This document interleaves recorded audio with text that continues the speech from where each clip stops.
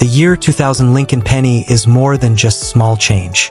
While most examples are only worth their face value of 1 cent, certain rare varieties and errors have made this coin highly collectible, with some specimens selling for thousands of dollars at auction.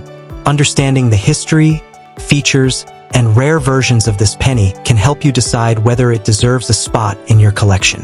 Download Coin Value Checker and start scanning your coins now. Historical background. The 2000 penny holds historical importance as the first Lincoln cent struck in the new millennium.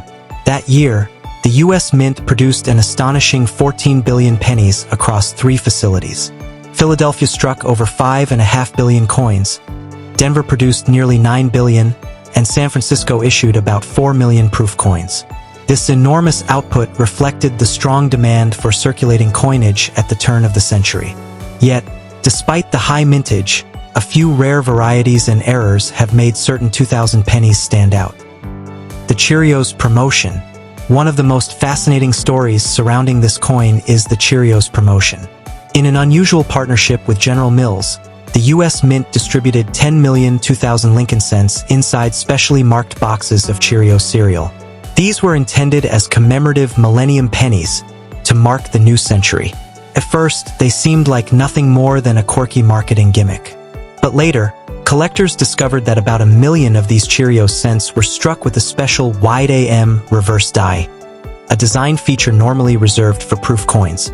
This mistake instantly turned the Cheerios cent into a modern classic, with some examples in mint state selling for thousands of dollars.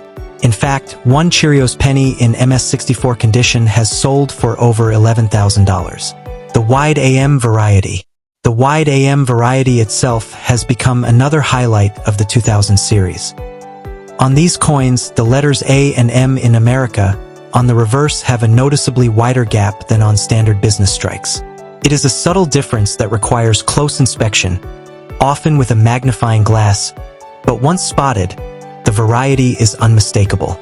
Wide AM coins are valuable because they were created when proof dies were accidentally used for circulation strikes. Red examples in high mint state grades have sold for hundreds of dollars, and some of the finest known wide AM cents have reached nearly $3,000 at auction. Denver and San Francisco issues. The Denver Mint's 2000 penny has also attracted attention. Although billions were struck, very few survive in the highest grades, and those that do can bring significant premiums. One example graded MS69 red sold for more than $2,000. This shows that even common coins can become rare and desirable if they survive in nearly flawless condition.